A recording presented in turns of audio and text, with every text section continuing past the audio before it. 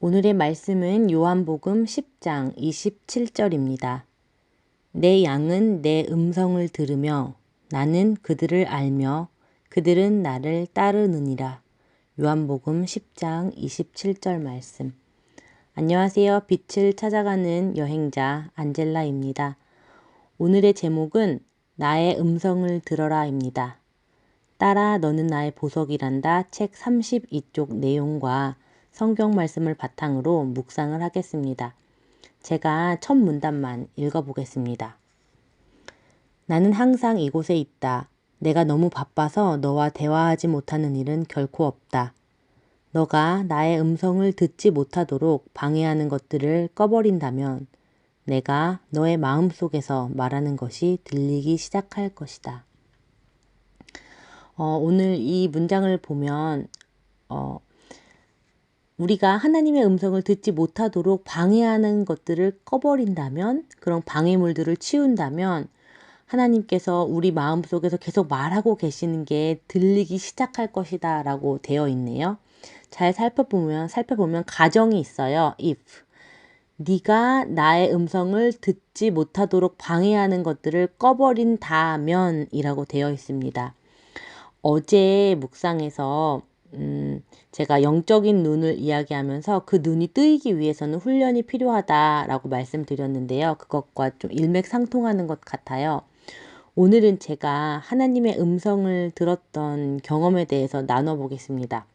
사실 이런 걸 나눠도 되나 고민을 좀 했었는데요.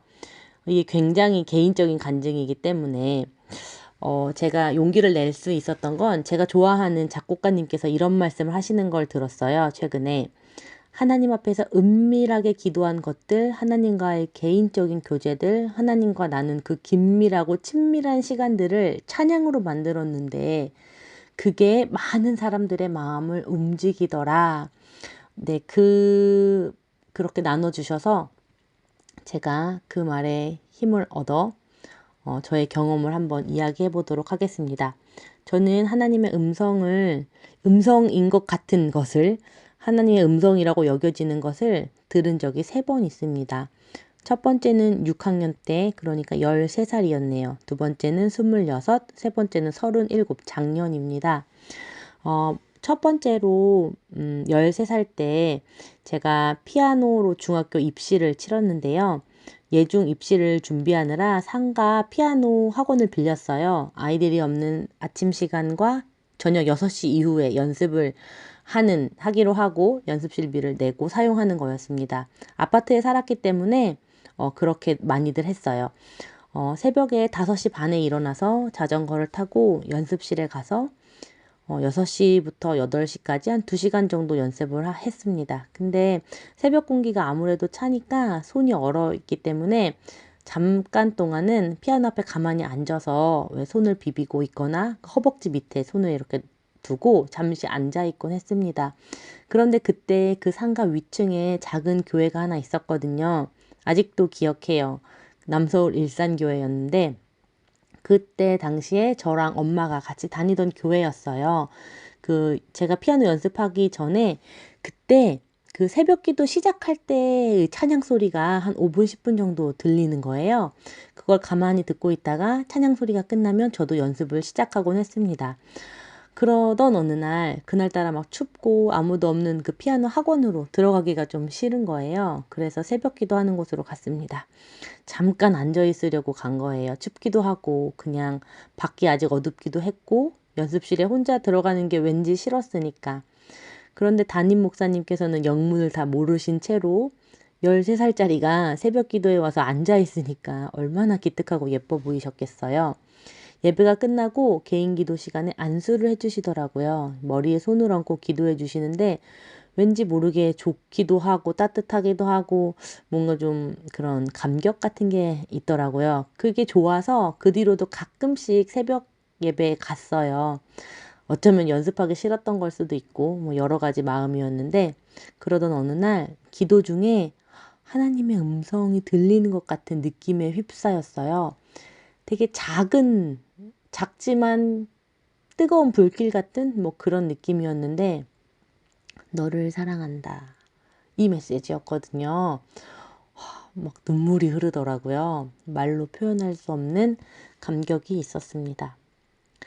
두 번째로 하나님의 뜻, 하나님의 음성을 느낀 건 26살 때였는데요. 제가 영락교회 청년부 예배를 드리고 있을 때였어요. 지금 남편이 남자친구였을 때인데 그때까지만 해도 결혼에 대한 생각이 별로 없었거든요.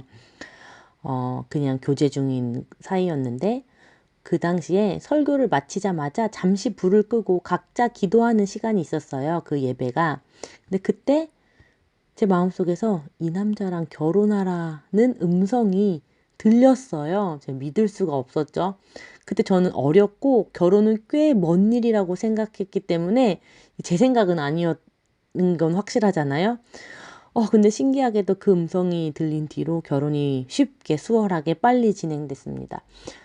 제가 이제 친구들 중에서 결혼을 좀 빨리 한 편이었는데, 이제 친한 친구들이 이제 점점 나이가 점점 이제 한 살 한 살 더 들어가면서 결혼을 할까 말까 망설일 때 먼저 결혼한 저한테 묻곤 했죠. 이제 어떻게 결혼을 결심했어? 결혼은 연애랑 다르잖아. 그때 제가 이 경험을 말했는데 거의 대부분 믿지 않는 눈치였어요. 그런데 생각해보면 하나님의 오케이 사인을 받은 결혼이라면 여러분은 어떻게 하실 것 같으세요? 당연히 해야죠. 저는 당연히 정말 감사한 마음으로 결혼했어요. 저는 선생님이 된 것, 지금 제 남편이랑 결혼한 것, 제 아이를 낳은 것, 이게 제 인생에서 가장 큰 축복이라고 생각합니다. 세 번째는 최근이에요. 아주 따끈따끈한 데요.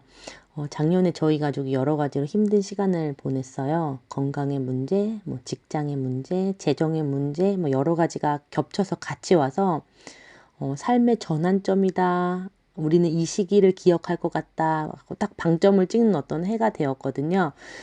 그래서 작년에는 정말 1년 내내 예배자의 삶이었던 것 같아요. 거의 반강제적으로 상황이 예배드리지 않고는 견딜 수 없었던 하루하루가 꽤 많이 있었어요. 그래서 가정 예배, 작정 기도, 미디어 금식, 성경 첫 일독 등 저희가 하나님께 되게 매달려서 의지하면서 살았거든요.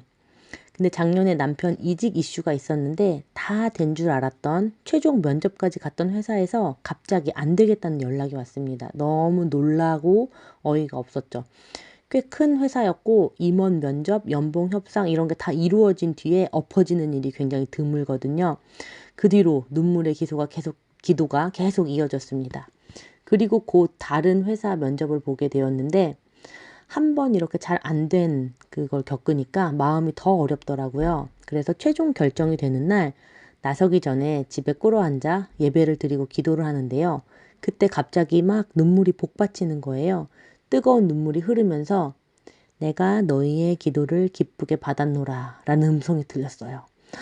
1년간 내가 쌓은 그리고 우리가 드린 예배의 시간들을 하나님께서 다 받으셨구나 이런 생각이 드니까 그동안 힘들었던 시간들이 싹 씻겨내려가는 거예요. 정말 말끔하게. 정말 더 큰 은혜가 막 부어지는 기분이 들더라고요. 그 순간 남편과 나누면서 오늘 잘 될 거야. 어떻게 되든 그게 우리에게 잘된 일일 거야. 설령 그리 아니하실지라도 그게 우리에게 가장 좋은 길일 거야. 라고 평소와 다르게 굉장히 담담하게 대담하게 고백을 할 수 있었습니다. 그 세 번의 특별한 경험을 차근차근 돌아보면 제가 다 예배에 집중을 했을 때네요. 마음을 다하여 하나님을 찾고 하나님을 부르고 하나님께 의지하여 나아가는 순간순간마다 하나님께서는 저를 만나주시고 만져주시고 살려주셨습니다. 하나님께서 마음을 고쳐주시고 상황을 바꿔주시고 위로하시고 이끌어주셨네요. 지금 다시 생각해도 하나님께서 늘 도와주셨다는 것을 인정할 수밖에 없습니다. 오늘 나의 음성을 들어라 라는 제목으로 묵상이 나와서 저의 개인적인 특별한 순간들을 나눌 수 있었네요. 하나님 말씀 안에 거하고 하나님의 음성을 듣고 싶다는 갈망이 있다면 우리 모두가 하나님의 음성을 들을 수 있을 것입니다. 우리가 하나님께 귀 기울인다면요. 기도하겠습니다. 사랑이 많으신 하나님 아버지 감사합니다. 제가 어디로 가야 할지 모를 때 저에게 길을 알려주시고 외로울 때 함께 계셔 주시며 주저앉아 울고 있을 때 힘주시고 붙들어 일으켜 주시는 주님. 제가 늘 고요히 하나님과 함께하는 시간을 소중하게 여기고 예배자의 삶을 살 수 있도록 함께 해주세요. 제 삶 속에서 아버지의 음성을 계속 듣게 되기를 원합니다. 제가 바쁘게 살면서 아버지를 잊어버리고 제 마음대로 사는 어리석음을 반복하지 않을 수 있도록 도와주세요. 오늘도 감사드리며 예수님의 이름으로 기도드립니다. 아멘. 오늘도 샬롬입니다.